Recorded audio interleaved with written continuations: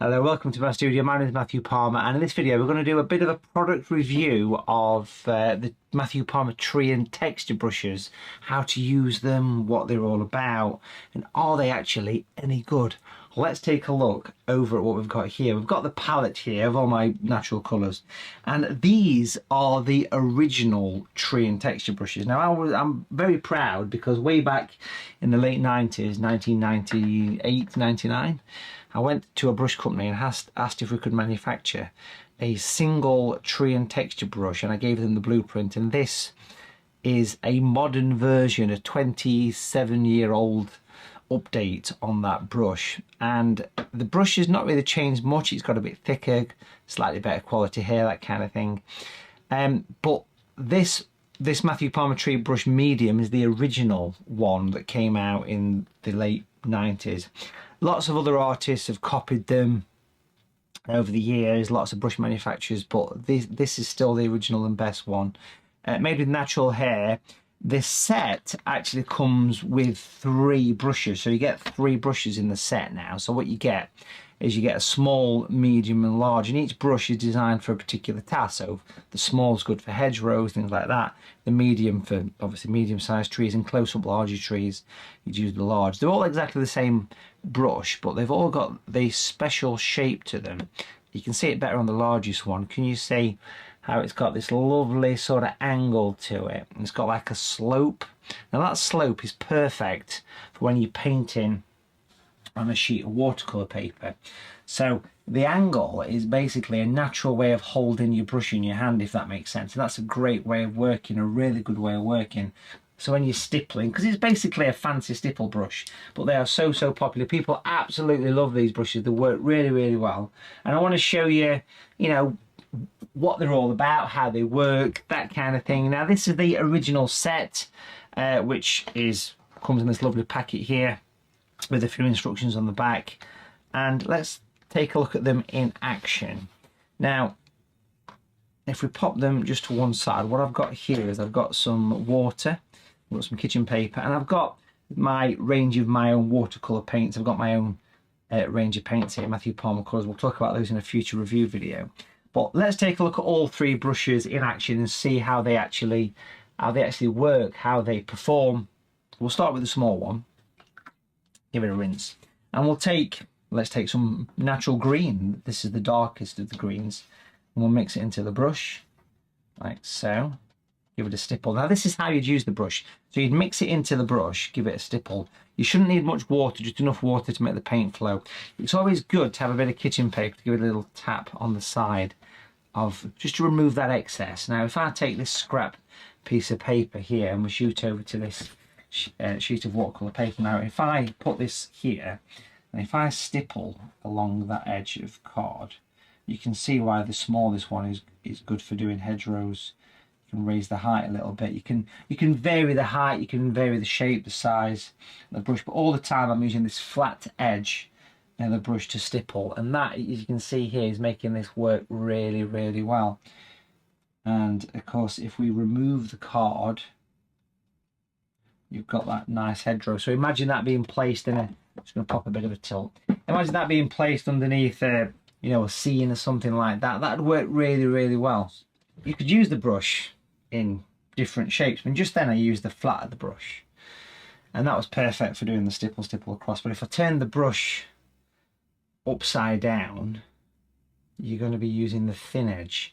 So if the thin edge is used here, you can obviously create like a thin line of thinner hedgerow, so you start to get a finer line, but it's a stipple. And you can see I tend to just rotate these around to suit really. If I want a bigger tree, I can use the flat edge. If I want to fine the tree, I can use the brush upside down. So you can actually get surprising fine lines. So you can see how that could be used for fields and hedgerows. Lovely effect. Beautiful way of working.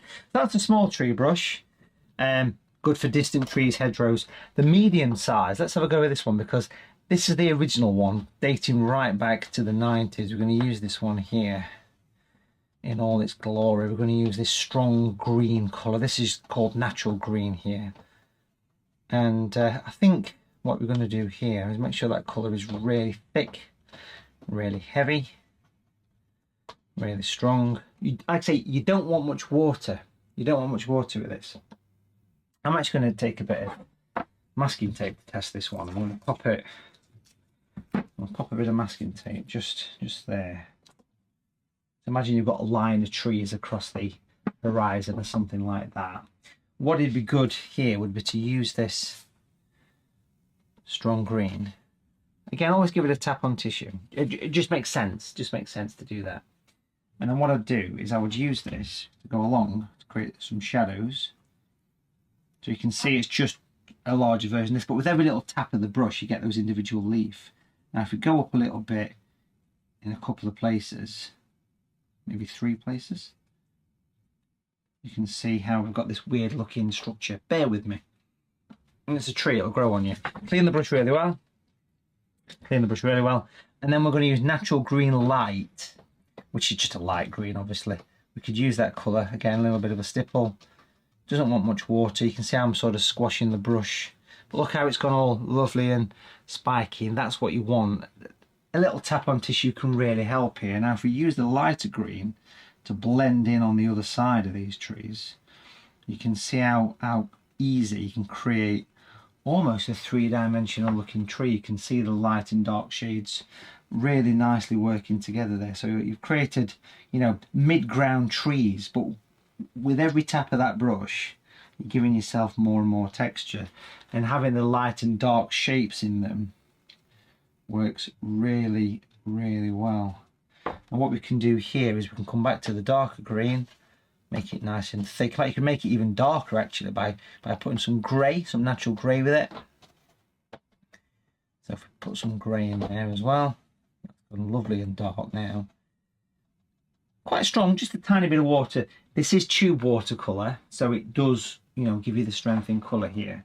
And then we can go in and put a little bit of extra shadow in along the base of these trees, but you can quite easily create quite a lovely looking effect of a beautiful tree there. I love how you can bring shadows into it. Gorgeous way of working. So you've got, you know, you can clearly see the dark and light side of those trees, can't you? Really nice. Give that a bit of a rinse in the water there. So that's the medium tree brush. Many, obviously, uses on your picture. But if I look at the back of me over here, I've got all sorts of random stuff. I've got some of these palette knives here. So if I take this palette knife, look at this thing here. It's a juicy palette knife. These are available anyway, these things. It's a blunt knife, basically. Well, that would be really good here if I go into it and actually scrape off some little trees. So if we go in, just give it a bit of a scratch, you know, just imagine there's a few branches. I'm just going to sort of use my hand. So in these mid-ground trees, you'd often see, it might be a silver birch tree, we often see a little bit of a branch. Now if the paint's too wet, it'll just run back in. If it's the right consistency, which I think this is looking quite nice, it's giving quite a nice effect there. So that's, imagine that, if I take the tape away, imagine that in the mid-ground. Imagine that to be in the mid-ground of a watercolour painting. That is really nice, isn't it? And you could obviously, as this thing starts to dry, you could use a blunt knife or something like a palette knife in that particular situation. Really, really nice. Now what I want to do next, I want to grab another sheet of watercolour paper here. Got another piece here. And I want to use the large tree and texture brush to show you the differences here. So I've got another sheet of paper here as well. And what I want to do is I'm just going to come back with the brush, make sure it's nice and clean. That's the large one. If you was going to buy one brush, I mean, it's hard to say which one's the most versatile. All three of them have their own properties. The medium one was the original one. That's the one that everybody seems to have copied. But you can get the set of 3 and you'll be all set for doing your lovely tree and texture painting. And your painting career will blossom and grow, it will. If we move that to one side and bring in this little sheet of paper here, what we can do now is make sure that's nice and clean. Again, not too much water. You'll see me giving it a gentle pinch through some kitchen paper, because I don't want this to be too thick. I'm going to be using the dark green paint. Give it a bit of a stipple. Give it a good old squash. And again, you can see the brush there. So you can see how the brush has gone all nice and spiky, all nice and open. And what I want to do with that is show you how this not only is good for, you know, painting that big oak tree in the middle of the field, but also if I just sort of stipple around some of the corners, you'll see how it's lovely for doing little individual. Look at the spaces between the stipple. That's what that brush does really well. That's how this brush is designed to perform. It's designed to give you individual tabs. Again, that same natural painting angle, turn it upside down. It's good for doing things like little grasses.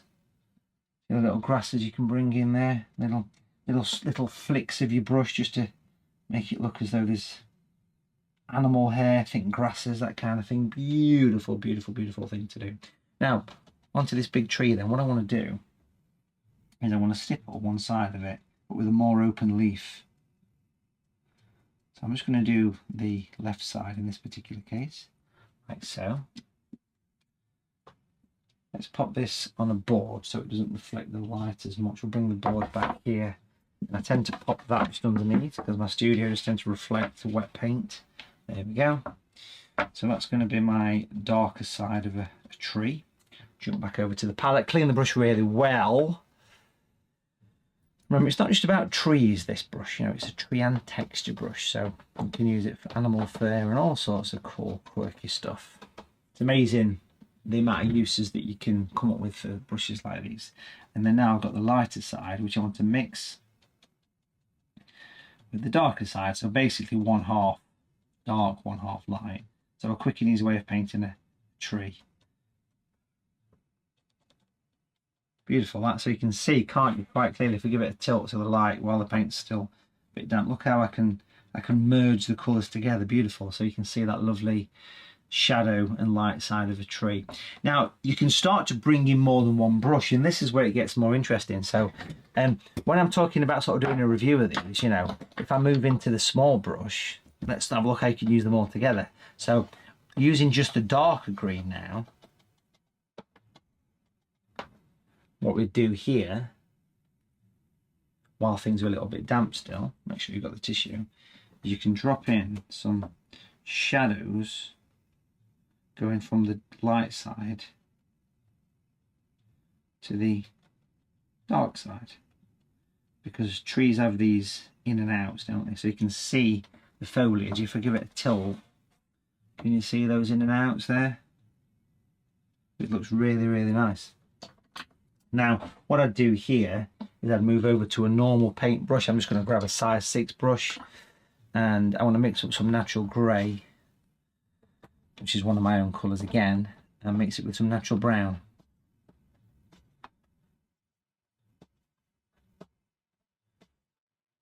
There we go.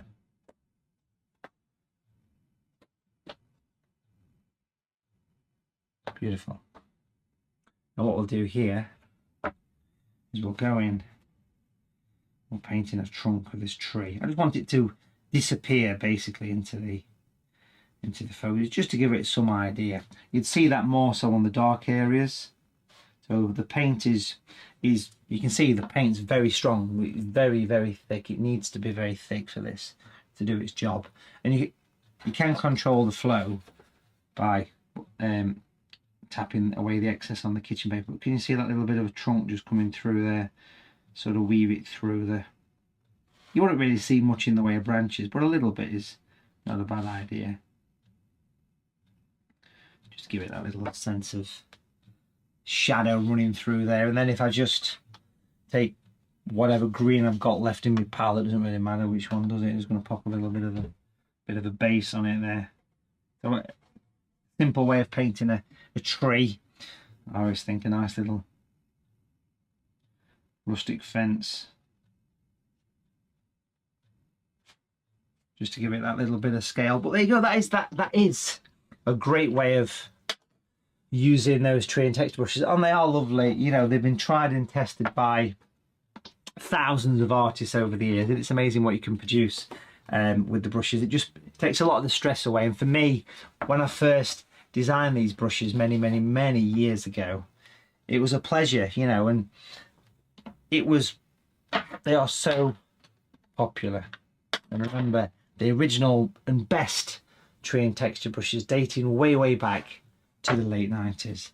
I hope you enjoyed that little bit of a product review, folks. It was nice to have a look in detail at the brushes and just show you how the brushes actually work. Thanks for watching, and I'll see you very soon. Bye for now.